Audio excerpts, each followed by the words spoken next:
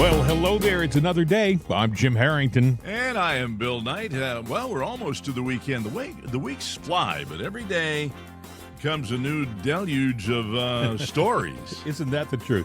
Got a lot to talk about today. Jeez. An interesting one, which we were talking about just before we went on the air here, was about Jason Aldean and his record. Well, yeah, he got a lot of flack over that because it's called Try That in a Small Town. And basically, if you look at all the riots and everything that's gone on, it's really what it's about. You know, it's core American values, but the left is all upset over it because, well, it promotes everything that they're not.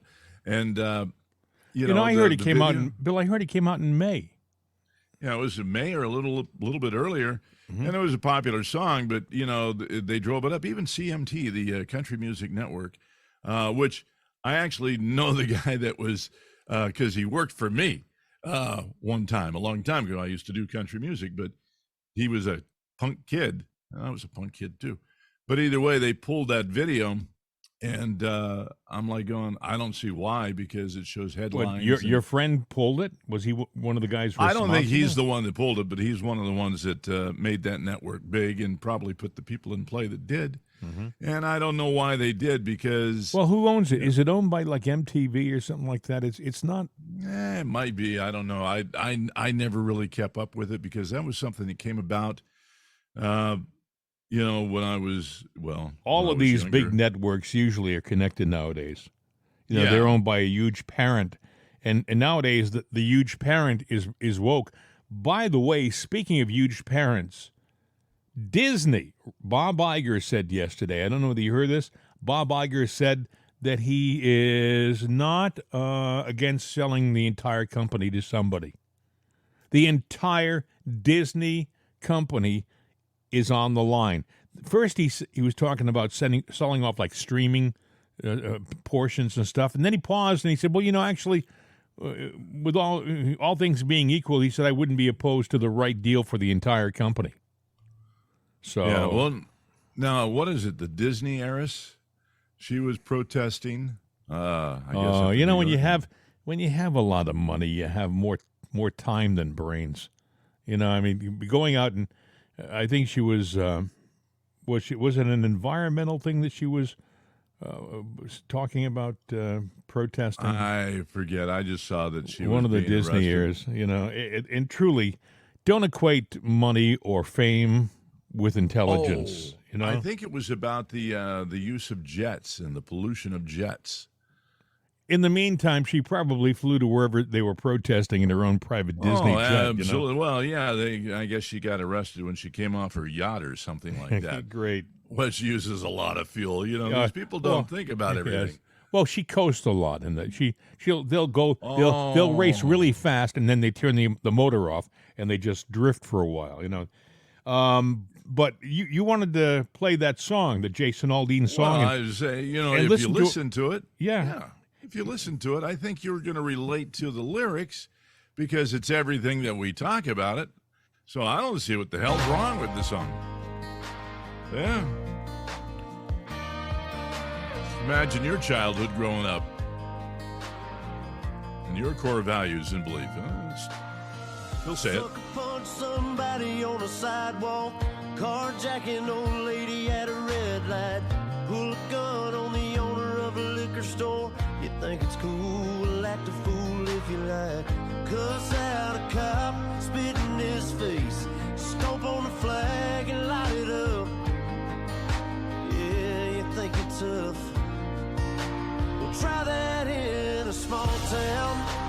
See how far you make it down the road. Around here we take care of our own. You cross that line, it won't take long for you to find out. I recommend you don't. Try that in a small town.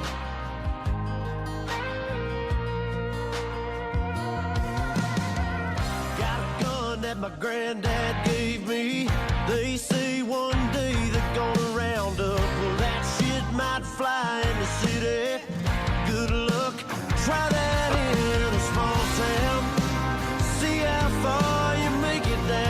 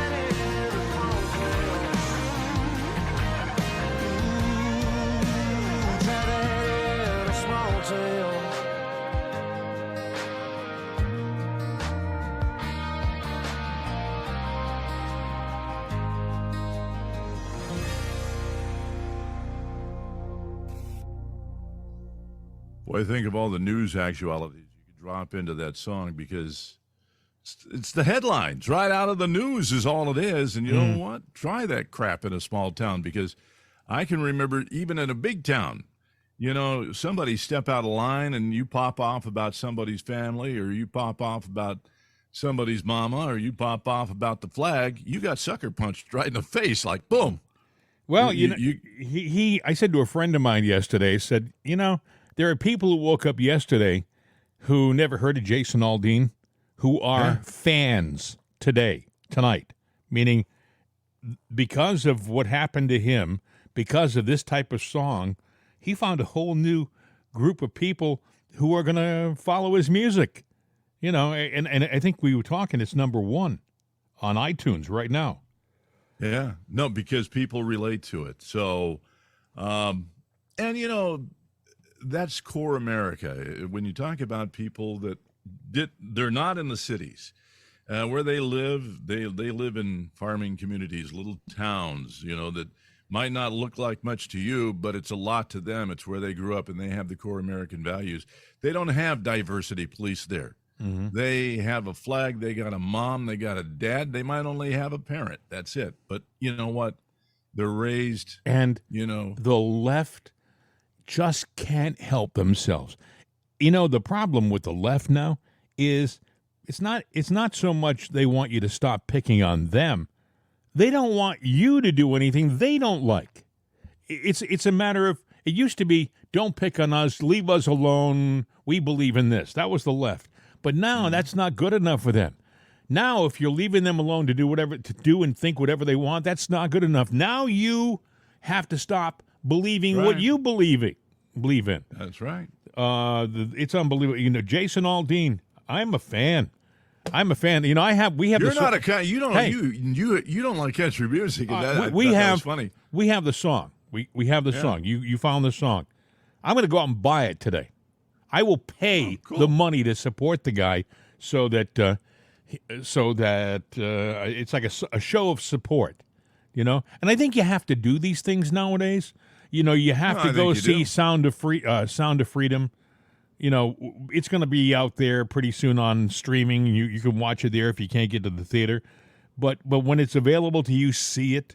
And songs like this that the woke people are trying to erase from, everywhere. Buy it. Yep, exactly. Buy it. And you know what? When you're driving down the road and you're listening into it in your car, roll down the window and play crank it loud. That sucker up, man. Crank it up and let them hear it. Pretend you're 18 years old and it's a Led Zeppelin song, all right? And just crank that sucker up and rock and roll with that country song. Just drive them nuts. Although I have to tell you, most people in my neighborhood would probably be playing the same song. So, because I live in a small town. Yeah. Follow it up. I'm on the highway to hell with in your car, Play that song and we're on the highway to hell. There you go.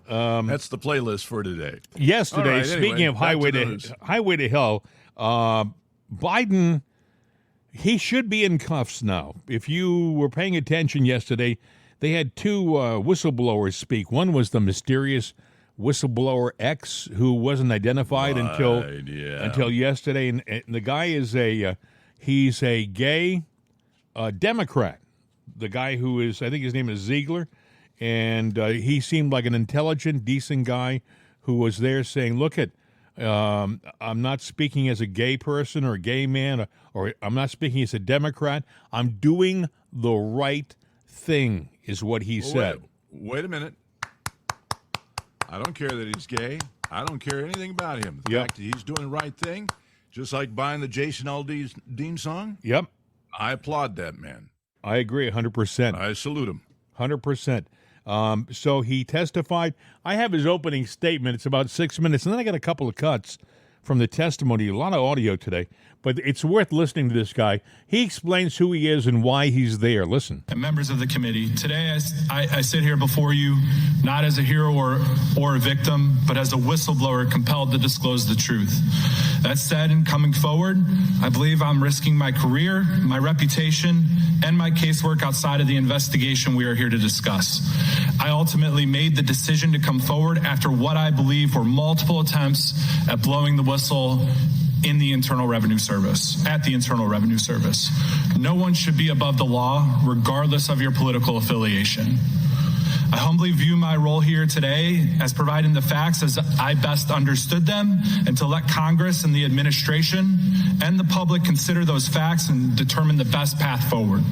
I recognize while I was present at the start of this investigation and was closely involved with the investigation for roughly 5 years, I'm just a part of the story. Others, including my colleague and Supervisor Gary Shapley, who is here with me today, have their own views and understandings of what took place during this investigation. I've been an agent with the IRS since 2010. In 2007, I received my undergraduate degree from Ohio University, my MBA from John Carroll University. Prior to starting my career at the IRS, I worked at Ernst & Young as an external auditor. Throughout my career with the IRS, I have worked a variety of successful criminal tax and money laundering investigations. In 2018, I transitioned to being a part of the International Tax and Financial Crimes Group out of the Washington, D.C. field office. I was the lead IRS case agent on the Hunter Biden investigation. I've recently discovered that people are saying that I must be more credible because I'm a Democrat who happens to be married to a man. I'm no more credible than this man sitting next to me due to my sexual orientation or my political beliefs. The truth is, my credibility comes today from my job experience with the IRS and my intimate knowledge of the agency's standard and procedures. I was raised and have always strived to do what is right. Although I do have my supporters, others have said that I am a traitor to the Democratic Party and that I am causing more division in our society. I implore you to consider that if you were in my position with the facts as I have stated them, ask yourself if you would be doing the exact same thing. I hope that I am an example to other LGBTQ people out there who are questioning doing the right thing at the potential cost to themselves and others. We should always do the right thing, no matter how painful the process might be. I kind of equate this to experience and feelings I encountered when coming out. It was honestly one of the hardest things I ever had to go through. I contemplated scenarios that would have been highly regrettable, but I did what is right, and I'm sitting here in front of you today. I would first like to take a minute to thank some people for their unfettered help and support. First off, God, for giving me the strength and courage to get through this process. My husband, who has been my rock, has put up with me, my stress, and has had to deal with his personal information being out there. My attorney, Dean Zerby, who has agreed to represent me through this matter pro bono, and someone who has provided me so much help and guidance. My colleagues from the Hunter Biden investigation. The work that was done on this case is tremendous, but seems to be overshadowed by what is happening here today. And I just want to say to the investigative team that I am thankful for having worked with you. I also want to thank my family and friends back home in Northeast Ohio and Georgia. I don't live in the D.C. area. I had to fly here and have had to pay out of pocket for all my travel-related expenses in being a whistleblower. On that note, I would like to make another statement that I have not accepted a single payment from anyone for being a whistleblower. First, Mr. Chairman, while I have my written statement as well as my testimony before the Ways and Means Committee, I would like to touch on briefly 7 specific matters. First, in a recent letter to Congress, Mr. Weiss stated that he had been granted ultimate authority over this matter, but then later stated in the same letter that his charging authority is geographically limited and that he would need a President Biden-appointed U.S. attorney to partner with him in charging the case. Mr. Weiss stated that he was making all decisions necessary to preserve the integrity of the prosecution consistent with federal law, the principles of federal prosecution, and departmental regulations. In the Criminal Tax Manual, Chapter 10, found on the DOJ website, Tax Division policy states that cases involving individuals who fail to file tax returns or pay a tax, but who also commit acts of evasion or obstruction, should be charged as felonies to avoid inequitable treatment. In early August of 2022, federal prosecutors from the Department of Justice Tax Division drafted a 99-page memorandum In so, they were recommending for approval felony and misdemeanor charges for the 2017, 18, and 19 tax years. That did not happen here, and I am not sure why. And as to the as the special agent on this case, I thought the felony charges were well supported. When considering the elements of felony tax case, under the criminal code, there are two key considerations: willfulness and tax due and owing. In the criminal context, willfulness is defined as voluntary, intentional violation of a known legal duty. The tax loss is the monetary loss to the government. In early 2020, Hunter Biden's unfiled and delinquent tax returns were being prepared, which included his 2018 tax return. During the 2020 time period, by Hunter Biden's own account, he was sober, newly married, and writing his memoir. Hunter Biden's accountants requested that he sign a representation letter stating that all the deductions were for business purposes and were being reported appropriately. Statements Hunter Biden made in his book completely contradicted what he was deducting as business deductions on his 2018 return. I don't think for a second that the left is going to let, him alone. They're going to go after him even now, even after he's done this. They're going to try to diminish him and make it appear as if he's kind of a wacko, this guy, and he's not. Oh, yeah. No. And you could hear the fear in his voice at the beginning when he was stating everything. And I thought, well, you don't have to go through everything. But then I thought, yeah, you do. You actually do. It's unfortunate that he had to do that, but he did so he could get the record straight. And that there was no hidden agenda by him other than he just wants to tell the truth. And what's wrong with that? Don't think for 1 second that the leak on Sunday night, Monday, about Trump going to be indicted was coincidence. It wasn't. I think the left is a bit desperate. I mean, first of all, how much mail do you get on a Sunday night? I've never gotten something on a Sunday night.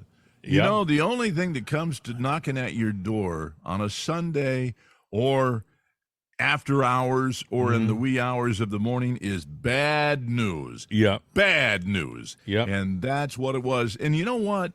To tell you even more of their desperation, this third indictment, and they say, oh, they're going to put him in jail over this. All right.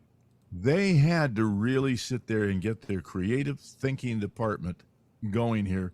I mean, he's being brought up on a Civil War era civil rights violation, which, that right there, a civil rights violation, that is a real big stretch there for the exactly. This is them reaching big time.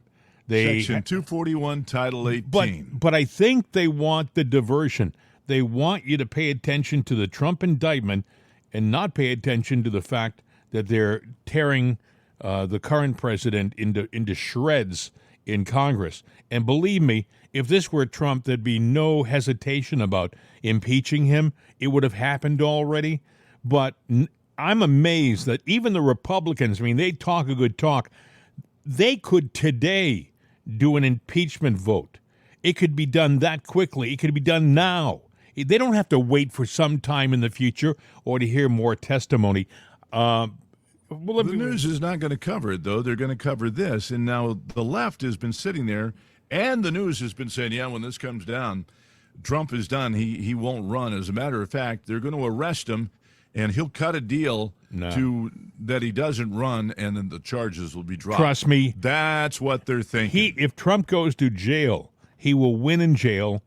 He will pardon himself, and then he will rip these guys a new... They'll change the law while he's in jail that he can't do that. I don't know. Hey, listen, I want to play for you this cut here. This is Andy Biggs talking with one of the whistleblowers, I think it was Ziegler, about who the big guy is. The big guy that they talked about. Oh, the big guy, yeah. The big guy. Yeah, sits in the Oval Office. On the day of action, you guys were intending to interview 12 people, one of whom was Rob Walker, a business associate of Hunter Biden. And in particular, you wanted to talk about, I think the quote is, 10 held by H for the big guy, right? So who did you infer that the big guy may be? So all I can do is speak to the evidence there. What I can say is I think I know what you're referring to is when we're preparing for that interview and we're referencing that email, 10 held by H for the big guy. And from what I understand that to be his dad, President Biden. Okay, so I'm sorry. I just want to ask Mr. Shapley a similar question because the AUSA Wolf interjected, and I'm reading from your transcript now, and said she did not want to ask about the big guy, and stated she did not want to ask questions about dad, quote, in quotes. Who did you take dad to be when she refers to dad? The father of the subject is President Biden. President Biden. And so even by her response, she's inferring that Joe Biden may be involved in Hunter Biden's transactions. Okay, so that by itself should have been enough to, drop the mic, game over, that's it. The guy is, I mean, we knew it. People who were paying attention just had to watch the Tony Bobulinski interview in October just before the election. You knew that the guy was corrupt, but the rest of the media, Bill, I didn't realize how insignificant Fox News really was on the large scheme of things. I thought that if it was at least on Fox News, the rest of the world would know. But in all honesty, apparently there are a lot of people out there, millions of people who just don't pay attention because they didn't see what we saw when we saw the Bobulinski interview. And but anyway, it would appear that the big guy that Tony Bobulinski was talking about now it's definitively been identified as President Biden. There's no ifs, ands, or buts about it. That should be enough. But no, nothing. Look, I guarantee nothing is going to happen against Biden. At least not while he's in office. And they're going to be they're putting so much money behind this sinking ship. If they don't impeach him while he's in office, shame on this Congress. They went along with the impeachment of Trump twice while he was in office, and he did nothing. Absolutely nothing. This guy, and I'm going to tell you what I think what he's done is treason. Now, I checked the definition yesterday of the word treason in the Constitution, and it has to be witnessed by at least two people. The same act has to be witnessed by at least two people. There's Tony Bobulinski, there's a whole list of people who know that Biden was the big guy, and he was the guy who was feeding our information. He was selling influence to the Chinese. I mean, my God, let me ask you a question. If this were 1939 and somebody was selling influence to Adolf Hitler, do you think that would go over? Do you think they would accept that? That would be, in a heartbeat, the person would be arrested. But now we're questioning it. This guy still gets the opportunity to sit at state functions and live in the White House and do all the things that a president does. In the meantime, he sold you and I out. This guy is he's corrupt. He's not a good man, and he sure as hell isn't a good American. And I don't care. He never was a good man. Let's face it. But we have a generation that ignores the past. They don't know his past. So, we got Joe, and the things that we talk about his past. Well, that couldn't be not the creepy old grandpa that we got in the White House. He would never do anything like that. Gary Shapley continued with some questions and answers. He was the other whistleblower. Gary Shapley was the supervisor above Ziegler, who was whistleblower X, who only was identified yesterday. And it was pretty good testimony. It was interesting television, and I hope you got a chance to see it. This is the supervisor testifying now. Listen. At every stage, decisions were made that benefited the subject of this investigation. For example, prosecutors concealed contents of Hunter Biden's laptop from investigators. DOJ slow-walked steps to include interviews, serving document requests, and executing search warrants. Warrants that were ready as early as April of 2020, but were delayed until after the November 2020 election and never pursued. Investigators were not allowed to follow up on WhatsApp messages from Hunter Biden's Apple iCloud backup, where he suggested he was sitting next to his father. Assistant United States Attorney Leslie Wolf cited the optics of executing a search warrant at President Biden's residence as a deciding factor for not allowing it, even though she agreed that probable cause existed. Prosecutors instructed investigators not to ask about the big guy or dad when conducting interviews.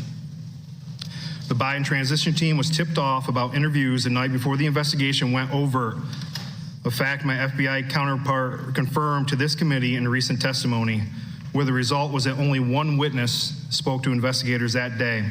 These are just some of the examples of how our investigation was stymied. Wow. Do you hear how they interfered? People in the Justice Department and the FBI were running interference for Biden. Blocking. Yeah. Blocking any looking into Hunter Biden and into Joe. Mm-hmm. Couldn't ask a question about it. I find that amazing because if it were anybody else, they'd be in jail. I don't know how we allowed these people who were running interference, who essentially weren't doing their job, who were obstructing justice, how you let them stay in their jobs. At the very least, they should be fired, and possibly some of them should be arrested for what they did.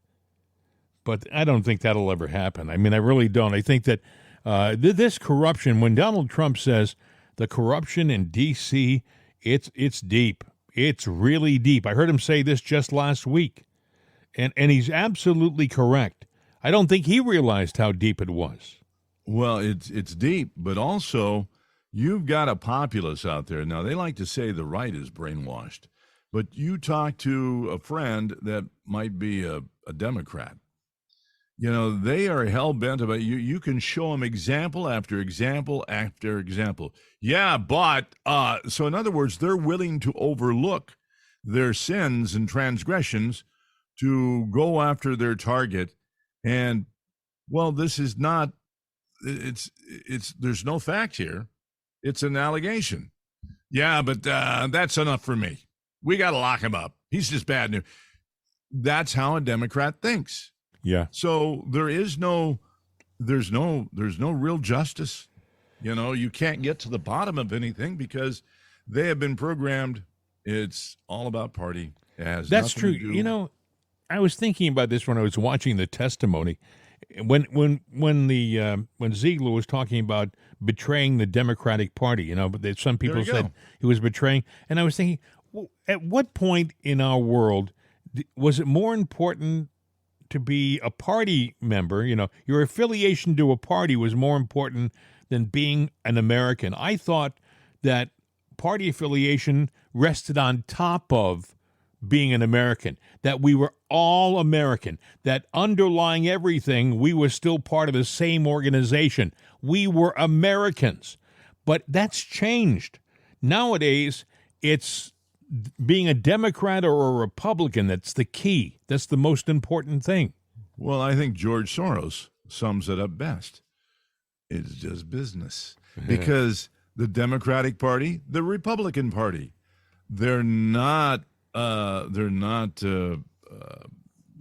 organizations or nonprofit entities. They're corporations. They're for profit. President Trump had some comments about what's going on.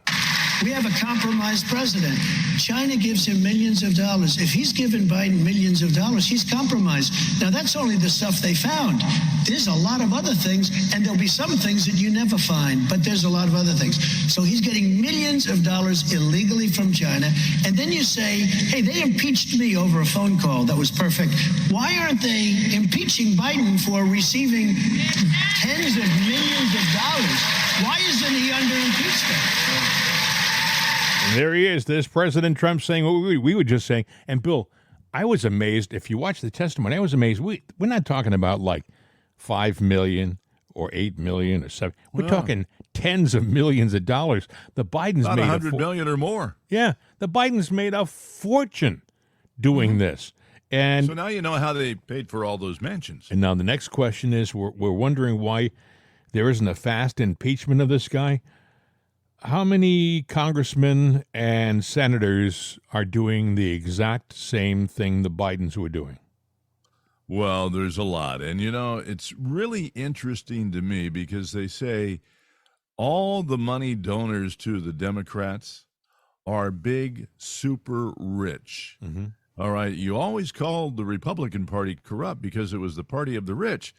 But the Democrats are boasting, no. We got all the super rich people. So that must mean you're the corrupt party. We now know. Well, I don't know where this is going, to be honest with you. I mean, hell in a handbasket. Well, a good pundit would say, well, I've got all the answers. I've listened to all of them, on the radio, and they all seem to have an answer which is never totally accurate. As a matter of fact, John Kennedy, the senator from Louisiana, he was on Fox and Friends yesterday morning.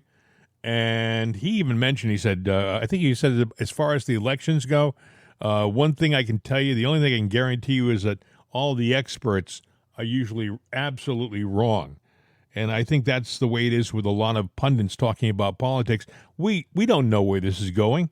I know what should happen. We should have an impeachment of this guy right now. And also, we should have a special prosecutor who goes after him for true criminal charges. I mean, they're talking about nonsense for Trump, nonsense stuff about what he's done, and yet Biden has done serious damage to our country. He's ruined the borders. He's been giving secrets away to the Chinese for years for cash. I mean, these are serious crimes, and right now we're considering taking action. Anyway, here's John Kennedy yesterday on Fox and Friends. Member of the Senate Judiciary Committee. Senator, will you be watching today? I know you got your own job. Yes. And here's my point of view right now for what it's worth.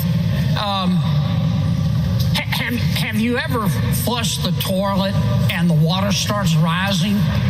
You go, dang, I got a problem here, and I think that's where the Attorney General is. He thought he had finessed the prosecution of Mr. Hunter Biden. He had palmed it off on another prosecutor. Plea deal was reached, pretty favorable to Mr. Hunter Biden.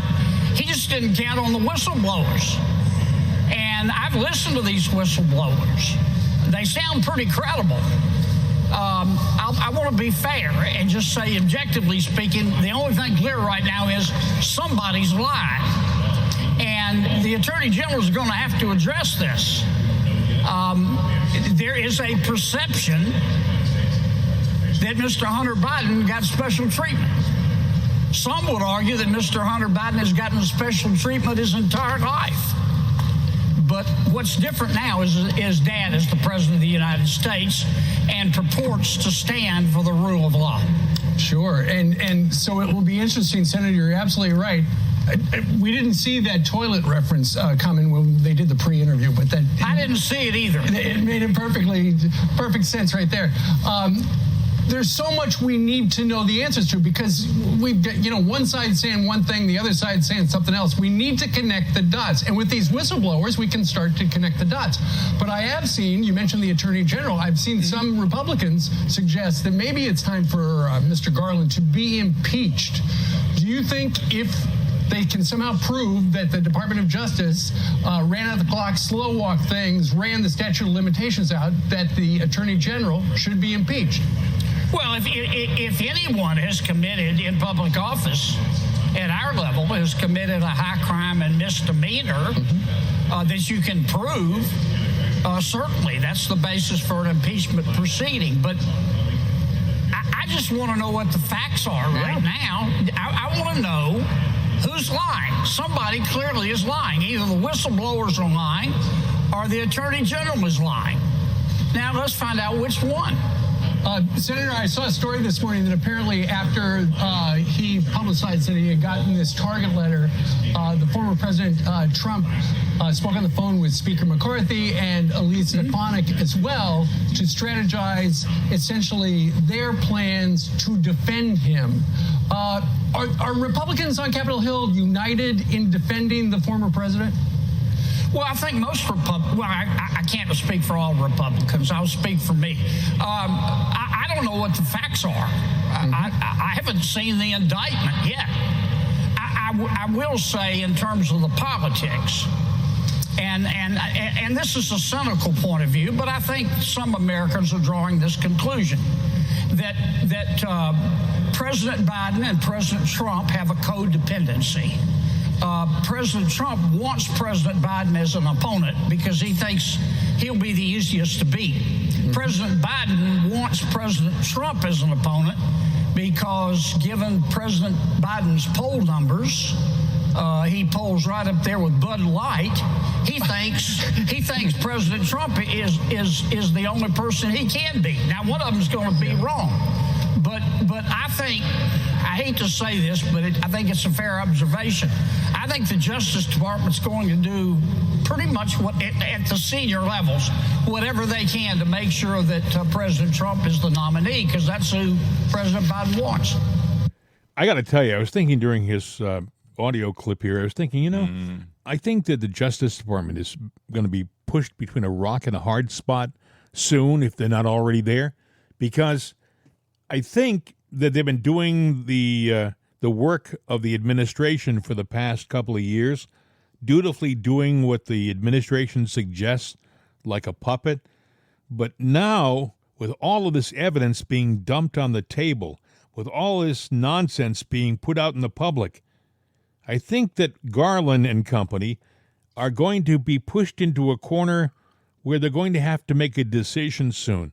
Are they going to continue to be Joe Biden's sock puppet, or are they going to do the thing that has to be done and go after Biden for his crimes? And I think that this is the time where you're going to see whether there's anything that is decent and honest in Merrick Garland, or whether he's just a guy who works for the administration. Or we have a distraction that has immediate ramifications and long-term consequences. Oh my God! I think I know what you're talking about. I think it's coming because they are not going to give up the ghost. I don't know how they, Bill. I don't know how they give up the election. I don't know how they give up the power. I hear President Trump talking about how we need to have a massive turnout in 2024. I think we had a massive turnout in 2020, and I think they still fixed it. Yeah, and I think they're going to do it. And I think that there is one massive distraction that they're waiting. It's the Hail Mary, and it's the mother of all distractions. And I think they're waiting until they have to let it go. They're going to release the Kraken, as they say. I think it's going to happen around the election time if they can make this thing float, because they just got to keep it alive for, where are we, a year and a half now away? Yeah. Yesterday, President Trump was in L.A., and he was getting on his airplane coming back from meetings, and there was a contingent of law enforcement people who met him at the airport to get their picture taken. There must have been 200 or 300 police officers who were standing in front of the Trump airplane, Trump Force One, and President Trump got out of the limo, and I couldn't help but thinking, this is the writer in me. I was thinking he had no hesitation to walk over to this horde of law enforcement people, all of whom were carrying weapons. They all had guns, right? And I was thinking, boy, there's a bad operator out there. That would be a place for him to, to do his deed, because there was no putting your guns away or check your guns at the door before you meet with the president. I mean, they were all there with guns in holster right next to him. Fortunately, these were all honest and honorable men, and it was a wonderful picture opportunity for them all, and the president seemed to be having a good time. But you're right, Bill. He does do things that scare his true supporters. The fact that he will wade into a group of strangers at a Dairy Queen to pass around blizzards, you know, things like that. It must be tough on a security detail. I'm sure they didn't know that he was going to stop at the Dairy Queen. I think that was in New Hampshire. A lot of things happening now. This testimony will continue. I wish something would happen. I wish there would be some activity. I wish we would see true movement. You know, talking and testimony, that doesn't cut it anymore. We've got to see some action. And if it doesn't happen, if you don't hear about an indictment of Biden anytime soon, then I would submit that it's never going to happen, and we have a really corrupted government. And I wouldn't put a lot of faith and trust in the Republicans anymore. Interesting story. I don't know whether you heard about this. This is truly a fascinating story. You know, Ben Carson is a brilliant man. He was part of the administration, the Trump administration. Right. And I think was he the Commerce Secretary? But he had a terrific position. He was one of the secretaries of the Trump administration.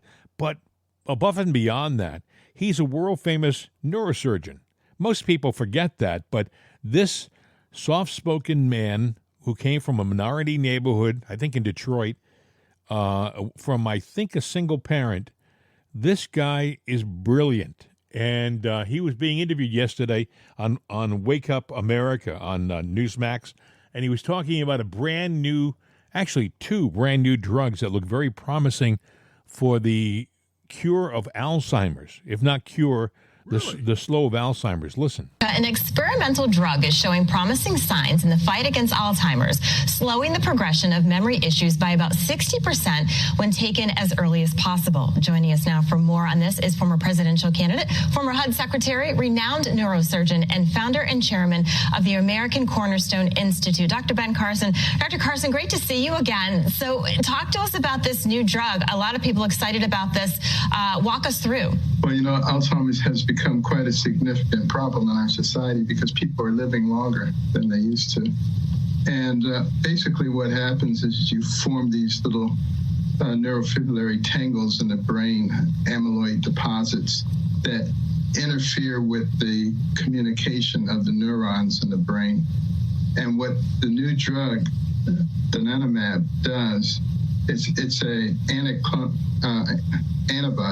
monoclonal antibody that actually attaches itself to these amyloid deposits, and that causes the little cells in the brain called microglia to attack and reduce these.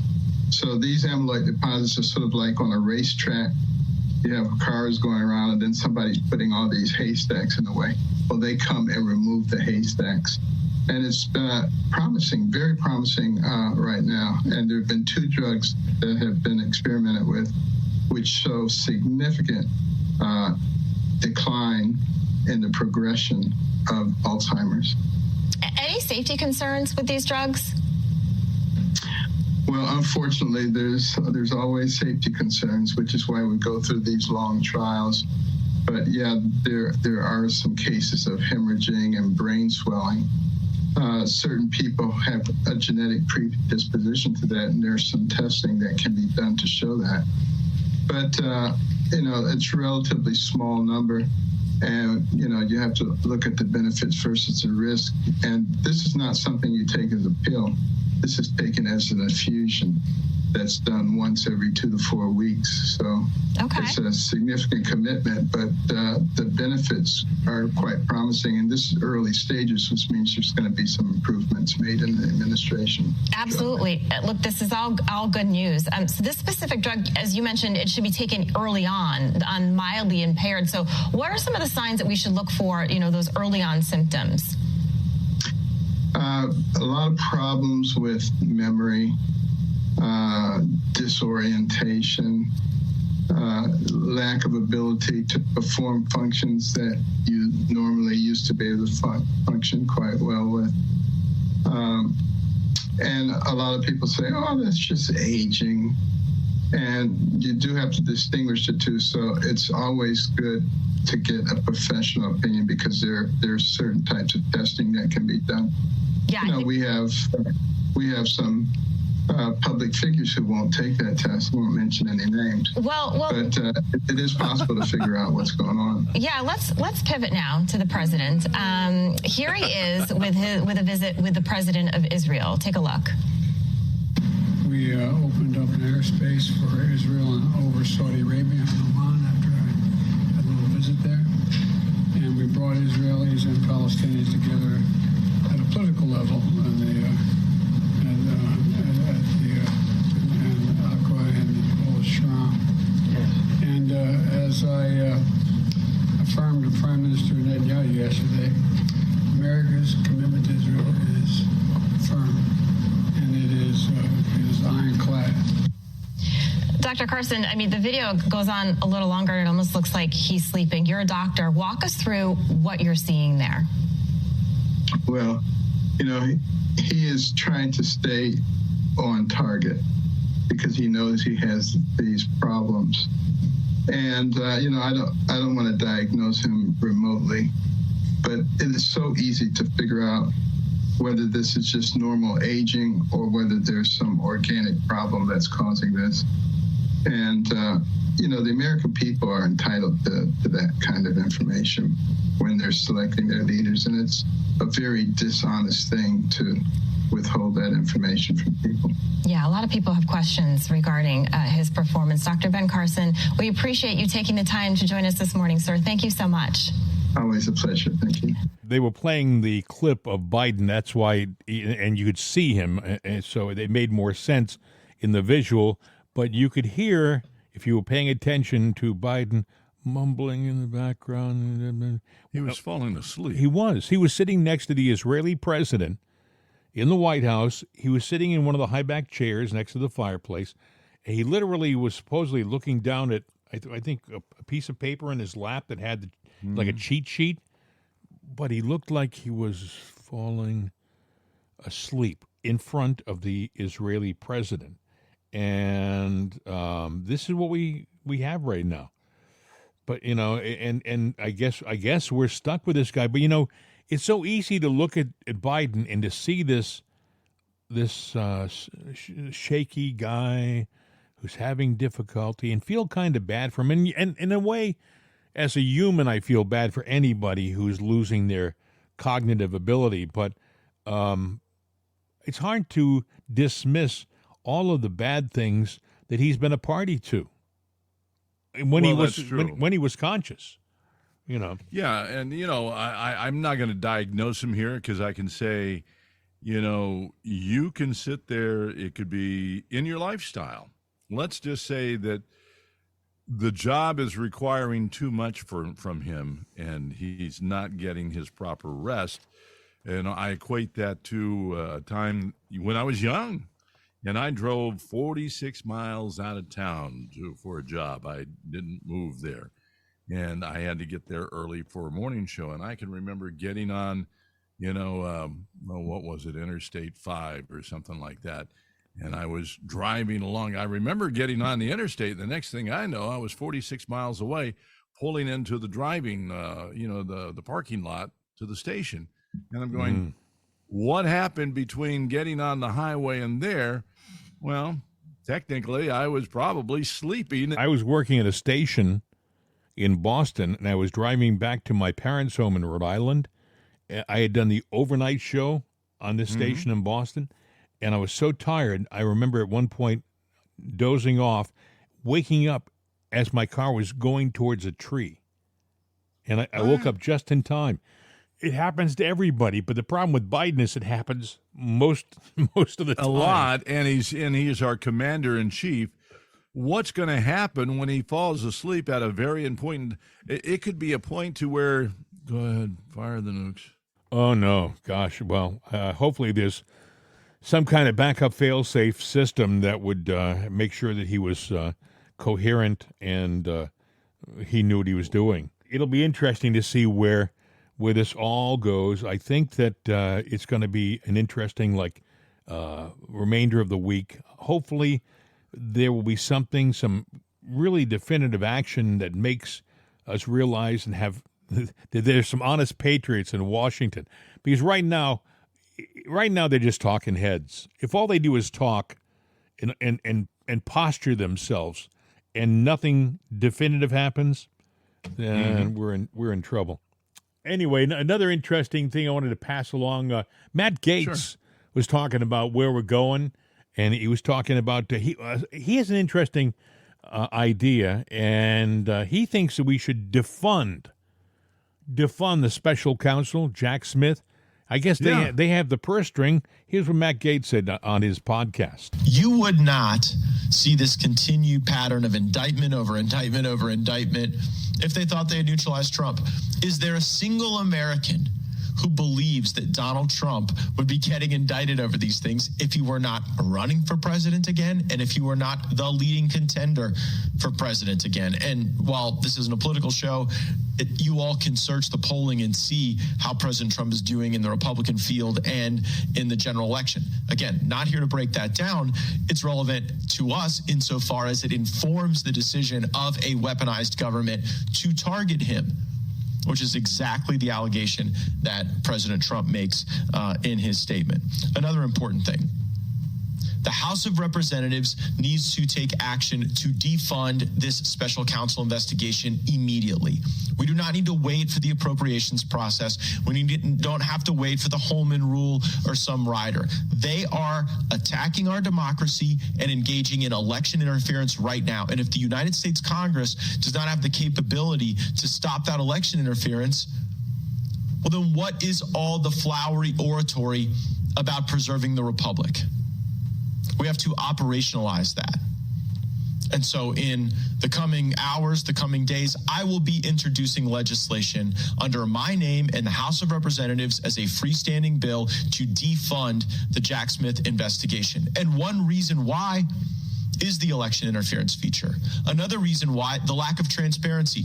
I have sent correspondence to the Attorney General. I just want to know who's on the Jack Smith team. You remember how the understanding of the composition of the Mueller team informed on how we saw a lot of that evidence and a lot of that legal analysis? They had a team of vicious Democrats. And if you look at Jack Smith and his team, you ought to be able to evaluate where they've made political donations, where they've been political appointees, what their connections are to people who have skin in the game to preserve their power in Washington, D.C. So because the Department of Justice has been non-responsive on my requests for reasonable information that a member of the Judiciary Committee is absolutely entitled to, because this is election interference, because it is not predicated on what we all saw as a nation. President Trump said we have to stop sending money to this.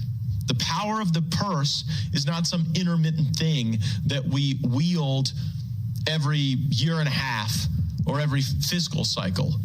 It's something that we have to wield day in and day out to achieve victory for our people and to stop this. And by the way, I'm under no illusions about Joe Biden signing such a legislative device into law. I know that Chuck Schumer would never bring such a thing up, but you deserve to know where your members of Congress are counted. Will they co-sponsor my legislation? I certainly hope they will. And when we get to the must-pass legislation, because look, even if Jack Smith indicts Trump 10 minutes from now, you're looking at legal process that is extended out a great deal.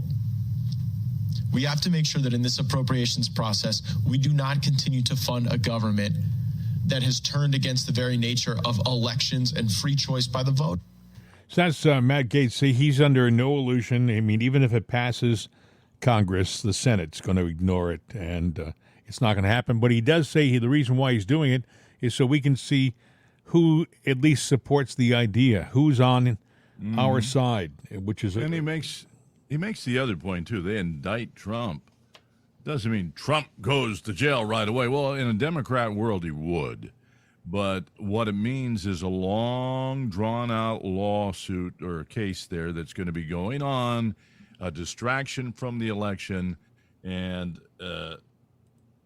it's what they'll take either or, whatever they can get out of this, if not both. Before we wrap this up, I should point out that to this date, they still haven't found, nor are they talking about, the 60,000 pounds. Was it pounds? Yeah, 60,000 pounds, 30 tons or something like that of ammonium nitrate.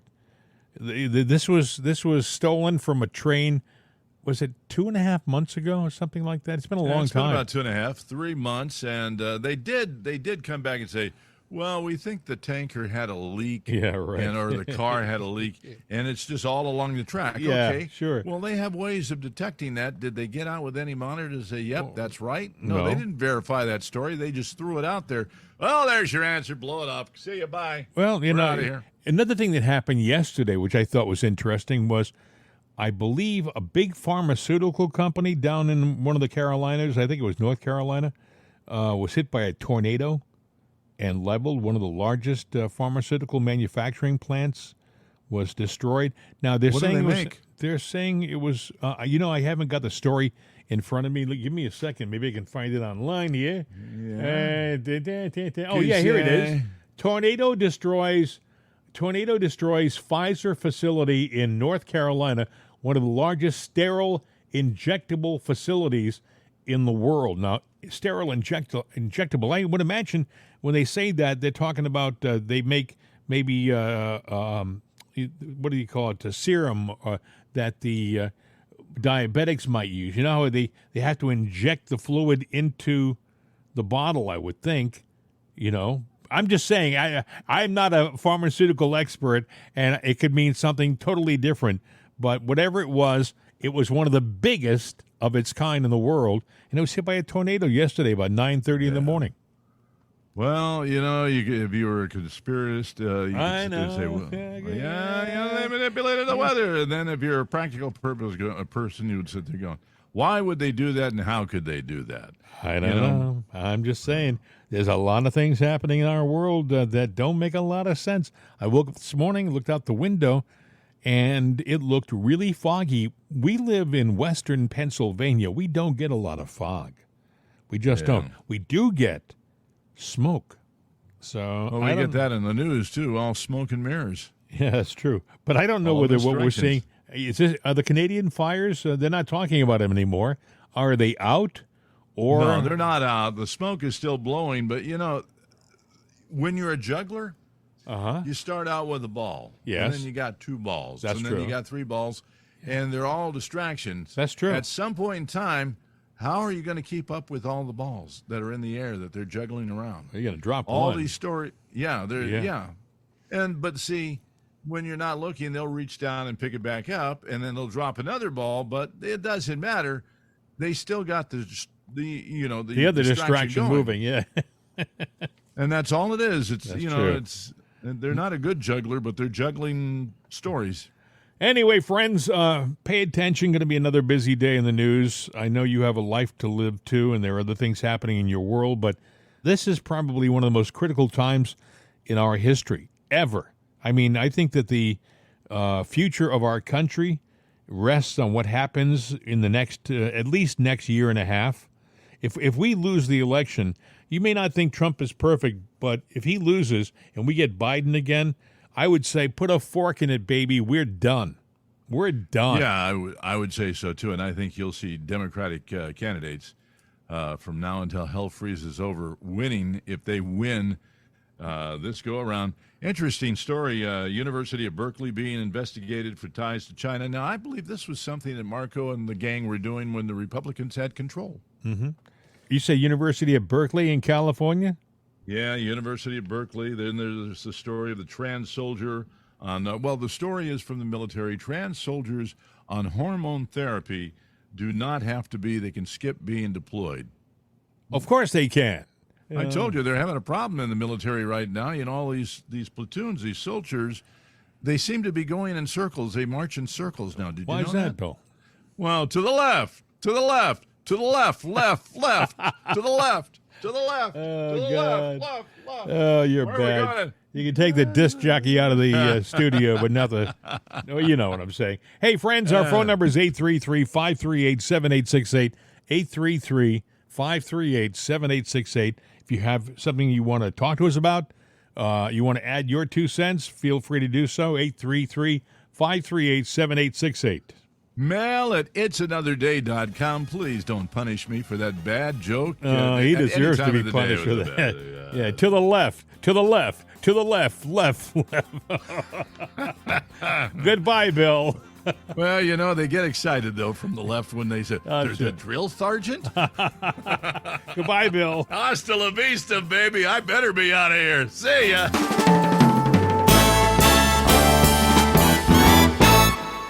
The voice of freedom, CRN America.